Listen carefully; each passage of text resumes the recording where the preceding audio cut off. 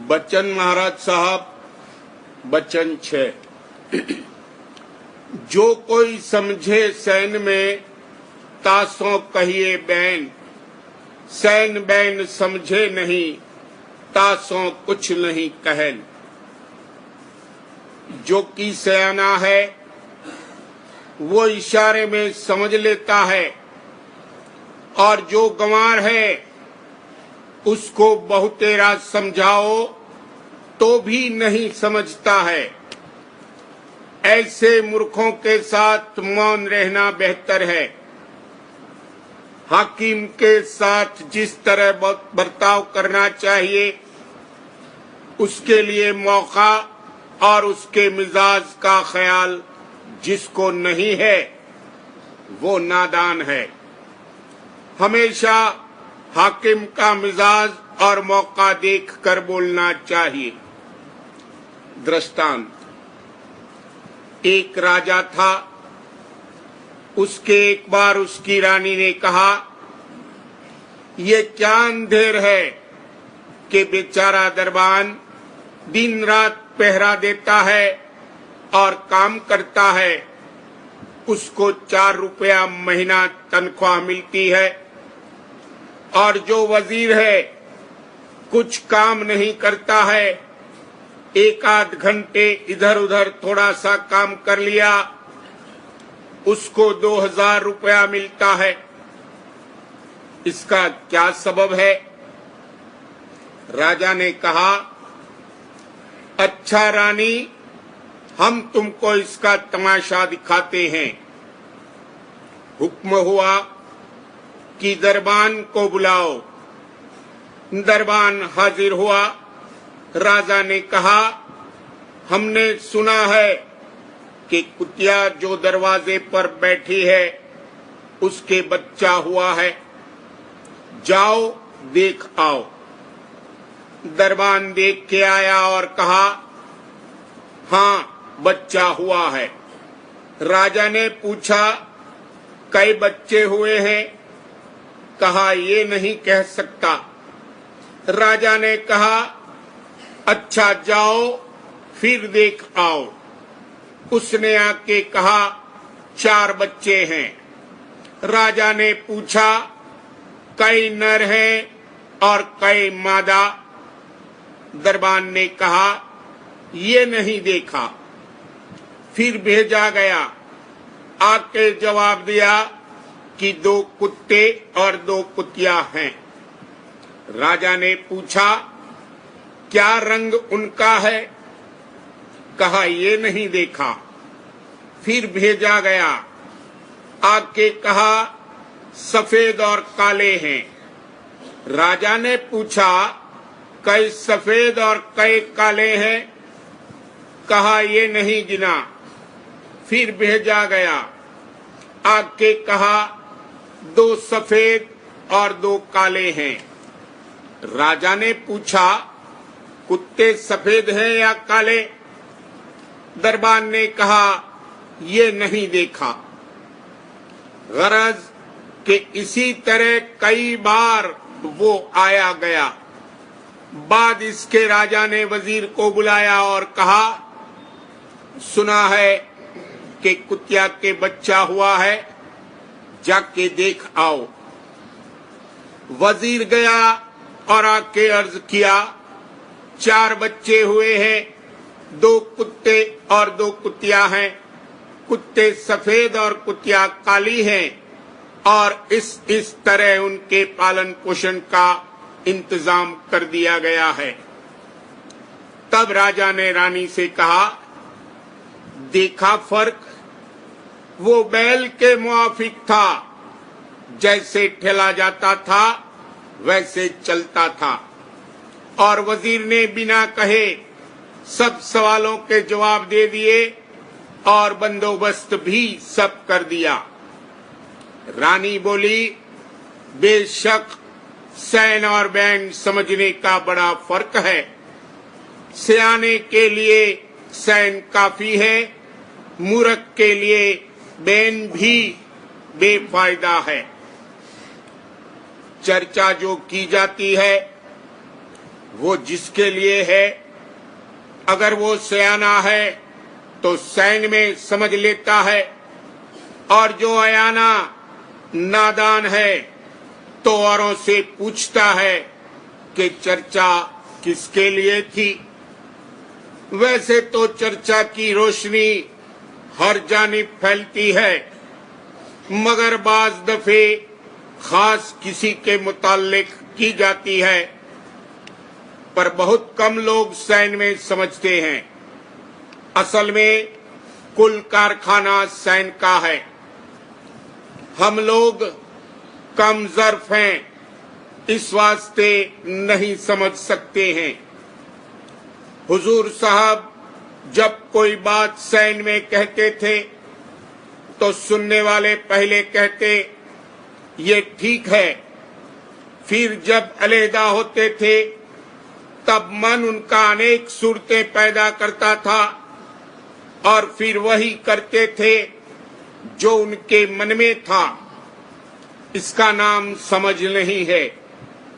और ऐसे जीवों पर दया कैसे नाजिल हो सकती है। गुरु की मर्जी कभी न परखी, मेहर कहो आवे कैसे धुर की। जब तक कतरब्योत है तब तक ये मन के कहे में है। जो प्रेम धार जागे तो सब कार्रवाई ठीक होवे, और तन मन की भी सूद भूल जावे, नहीं तो बिल्कुल हालत रूखी फीकी रहती है। दृष्टांत, गुरु अमरदास को उनकी बेटी जो कि भक्त थी एक रोज नहलाती थी। चौकी में कोई कील निकली हुई थी। लड़की के ऐसी चुभी कि नाली के मुआफिक खून बहने लगा, पर लड़की इस कदर सेवा में मशगूल थी कि उसको खबर भी न हुई। गुरु ने ये हाल देखा और निहायत प्रसन्न हुए और फरमाया कि जो तेरी ख्वाहिश हो मांग ले। लड़की ने कहा, गुरुआई अपने खानदान में रहे, कहीं दूसरे को न मिले। गुरु ने कहा, कमबख्त, क्या तूने मांगा? अच्छा, तेरी ख्वाहिश पूरी होगी। और उनके दामाद को गद्दी मिली। दृष्टांत का एक अंग लेना चाहिए। मतलब ये है कि गुरु की सेवा ऐसी करनी चाहिए कि तन मन की भी सूद बिसर जावे और गुरु राजी हो जावे। काल अनेक रीत से इनके अंतर में विक्षेपता पैदा करता है। मसलन अगर कोई कुत्ते से डरता है तो काल के दूत कुत्ते का रूप धारण करके उसको डराते हैं। उस वक्त उसको चाहिए कि गुरु स्वरूप का ध्यान करे और दृष्टि उसमें जमा दे, तो काल के दूत भाग जाएंगे। दृष्टांत, एक बहेलिया था, उसको एक वक्त जंगल में तूफान ने आकर घेर लिया। वहां एक साधु की कुटी थी और उस साधु की ब्रह्मलोक तक रसाई थी। वहां बहेलिया जाके 2 घंटे बैठा और दर्शन साधु के करता रहा। जब वो मरा, जमदूत उसको ले गए और कहा, तूने 2 घंटे साधु के दर्शन किए हैं और बाकी सारी उम्र पाप कर्म किया है। चाहे पहले पाप कर्म का दंड भुगत ले, चाहे 2 घंटे ब्रह्म का दर्शन कर ले। उसने जवाब दिया, पहले हम ब्रह्म का दर्शन करेंगे, पीछे देखा जाएगा। जमदूत उसको वहां ले गए। अंतर में उसको प्रेरणा हुई कि खूब दृष्टि जोड़कर दर्शन कर, तो यहां ही बैठा रहेगा और नरक के दुखों से बच जावेगा। उसने ऐसा ही किया। हर चंद जमदूतों ने बाहर से बहुत कुछ शोरगुल मचाया, पर उसने एक न सुनी। आखिर लाचार होकर वो सब भाग गए। जब कोई विघ्न पेश आवे, उस वक्त नाम का सुमिरन और गुरु स्वरूप का ध्यान करना चाहिए। मगर हाल ऐसा है कि जो अभी यहां कोई भयंकर रूप आ जावे, सब पेशाब पाखाना कर देंगे और भाग जाएंगे और गुरु का जरा भी भरोसा नहीं करेंगे। वाणी में कहा है, विसारो मत उन्हें हर बार, दुख और सुख रहो उन धार। मुनासिब ये है कि अपनी समझबूझ और अकल को ताक पर रख दे और गुरु की याद, लाग, शरण और प्रीत प्रतीत को दृढ़ करे। गुरु सब तरह संभालेंगे। अगर कोई चतुरा है तो जिस वक्त उसके चाट की चीज सामने आवे, उस वक्त नाम का सुमिरन करे तो बच जावेगा, और जो आप चाह उठाता रहेगा और उसमें रस लेगा तो फिर क्या किया जावे। खट्टा मीठा चरपरा जिभ्या सब रस ले, चोर और कुतिया मिल गई पहरा किसका दे। जब ये खुद हथियार छोड़ देता है, फिर लड़ाई कौन करेगा। फ्रांस का बादशाह लुई 14वां बड़ा बुज़दिल था। जब लड़ाई का मौका आया, जनरल ने उससे कहा, लड़ाई करना चाहिए, सिर्फ हुक्म दरकार है। नहीं माना और अपने ऐश इशरत में मशगूल रहा। जब आधा लश्कर कत्ल हो गया, तब हुक्म दिया। नतीजा ये हुआ कि हार गया।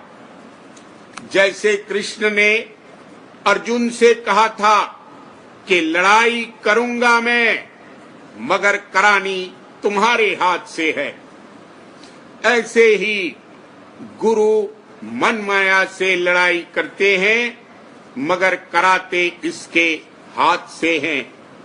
जो ये खुद हथियार छोड़ देगा और दुश्मन से मिल जाएगा, तो फिर गुरु कुछ नहीं करेंगे। गुरु सैन बैन में हर तरह समझाते हैं। जो किसी तरह भी नहीं समझता है, लाचारी है। बचन बाबूजी महाराज भाग चौथा, बचन नंबर 20। आगरा 11 जून सन 1939। अगर राधा स्वामी मत को अच्छी तरह समझ लिया है तो आस बदलनी चाहिए।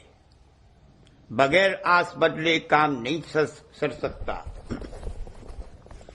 अगर राधा स्वामी मत को अच्छी तरह समझ लिया है तो आस बदलनी चाहिए।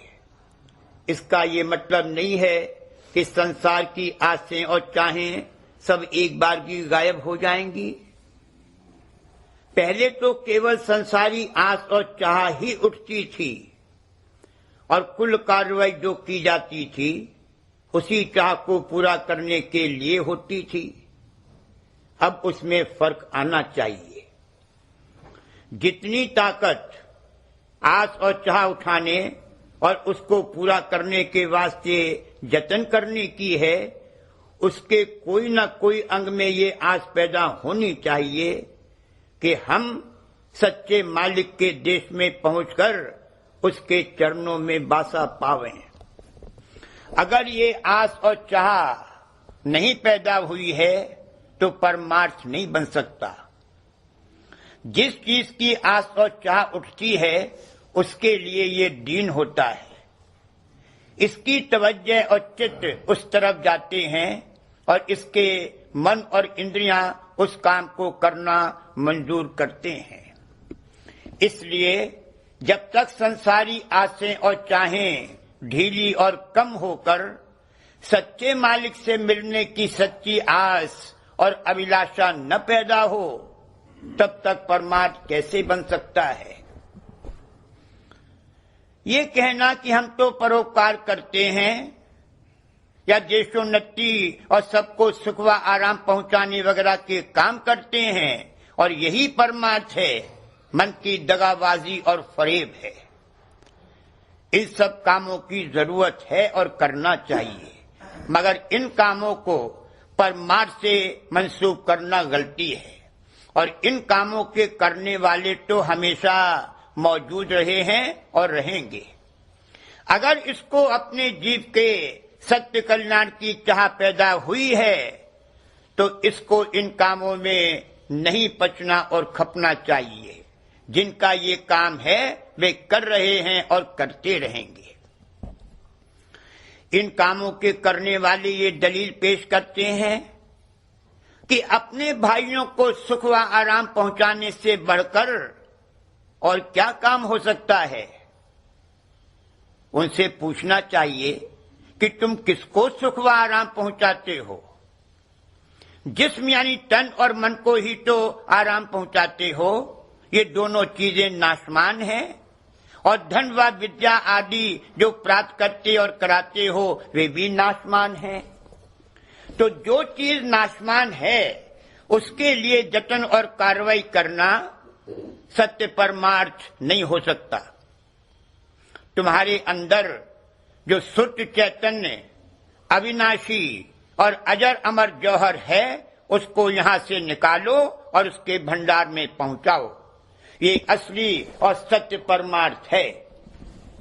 इस परमार्थ को करने से तुम अपना भी उपकार करोगे और दूसरों का भी। सिवा इसके जो चाहे सो किया करे वह सत्य परोपकार या परमार्थ नहीं है। धन, मान बढ़ाई, आदर और प्रतिष्ठा की चाह है और उसके हासिल करने के लिए सब पच रहे हैं और समझते हैं कि हम परमार्थ कमा रहे हैं। खुद धोखे में हैं और दूसरों को भी धोखे में डालते हैं। इसी तरह आजकल बहुत लोग इस बात को साबित करने की कोशिश में लगे हैं कि सब मत और मजहब एक हैं और जगह जगह घूमते फिरते हैं और कहते हैं कि देखो सब मजहब एक हैं, आपस में लड़ाई झगड़ा मत करो, और इसी को परमार्थ ख्याल करते हैं और समझते हैं कि हम बड़ा भारी काम कर रहे हैं। बेशक आपस में लड़ना झगड़ना नहीं चाहिए और लड़ाई झगड़े को जहां तक हो सके रोकना चाहिए, मगर सब मजहबों को एक बतलाना धोखेबाजी और दगाबाजी है। जो शख्स ये कहता है कि सब मजहब एक हैं, जान लो कि वो ला मजहब है। उसका कोई मजहब नहीं है, क्योंकि सब मजहब एक नहीं है। यहां से लेकर सत्य देश तक बहुत से धनी और मालिक हैं और सब धनियों और मालिकों के अलग अलग मजहब, मत, पंथ, मार्ग और धर्म हैं। उन लोगों का कहना है कि किसी भी रास्ते से चलें सब एक ही जगह पहुंचेंगे। जैसे दायरे की किसी भी रेडियस पर चलें मरकज में ही पहुंचेंगे। ये सरासर अंधेर है। रचना सतह प्लेन सरफेस पर नहीं है कि दायरे से मुशाबत की जा सके। सब मरकज अंतर्गत होते चले गए हैं। जिस मरकज और केंद्र से जो धार निकली है उस धार पर चलने से बेशक उस मरकज पर पहुंच जाएगा, मगर जो मरकज उसके अंतर्गत और ऊपर है वहां नहीं पहुंच सकता। मतलब कहने का ये है कि ये सब खुराफात कार्रवाइयां हैं, परमार्थ से खाली हैं। जब तक आस नहीं बदलेगी परमार्थ हरगिज हरगिज नहीं बन सकता। इस देश की आस ही तो थी जो इसको यहां लाई है। आस की आड़ में यहां आया है। अगर सच्चे मालिक की आस पैदा हो जावे तो न रास्ते के तोशे का फिक्र करे और न मन की चंचलता का फिक्र करे, काम बन जाएगा। आस का बदलना ही खास चीज है। जिसकी आस उत्पन्न हो जाएगी उसको तन मन धन तीनों अर्पण कर देगा। किसी भी देश में हो, वहां के स्थूल मसाले का भांडा जिसमें मन और सूरत आनकर विराजते हैं तन है। चाह और आस उठाने वाला जो है वह मन है, और उसको पूरा करने को जो सामान मुहैया किया जाता है वो धन है। आस के अनुसार बास मिलता है, यानी जो आस जहां आकर पूरी हो सकती है वहां जन्म लेता है, और मन जो फुरना उठाता है, यानी मन के द्वारा उस आस ने जो अपना इजहार किया वह मनसा है। मनसा मुड़े और आशा छूटे तब परमार्थ बन सकता है। इसलिए अपनी रूह को फैज पहुंचाने के हर एक सच्चे ख्वाहिशमंद को चाहिए कि सब प्रपंच छोड़कर आशा और मनसा को बदलने और मोड़ने में जतन और मेहनत करे। इस देश में जब तक रहना है सभी काम करने पड़ेंगे, मगर जितना जरूरी हो उतना करे, और ईमानदारी से वह अपने हाथ की मेहनत की कमाई से जो कुछ मिले उसमें सब्र के साथ गुजारा करे। ज्यादा धन और सामान इकट्ठा करने की तृष्णा न बढ़ावे, उसको अपने तकदीर व भाग्य के हवाले करके मालिक की प्राप्ति के काम में अपने को लगावे। जो भाग्य में मिलने को है वो जरूर मिल ही जाएगा, इस बात का भरोसा रखे। हाय हाय करने और इधर उधर भटकने से कुछ ज्यादा नहीं मिल जाएगा। करम कमंडल कर गहे तुलसी चहुदिस धाय, सरिता सागर कूप जल बूंद न अधिक समाए। कर्मों का कमंडल जो बन गया है उसको चाहे समुद्र में डूबे, चाहे नदी में और चाहे कुएं में, जितना पानी उसमें समा सकता है उतना ही समाएगा, एक बूंद ज्यादा नहीं आ सकती। इसलिए संसार के हानि लाभ को तकदीर पर छोड़कर और उस तरफ से किसी कदर निश्चिंत होकर मालिक के चरणों की आशा को पुष्ट और संसारी आशाओं और चाहों को ढीला और कम करते जाना चाहिए।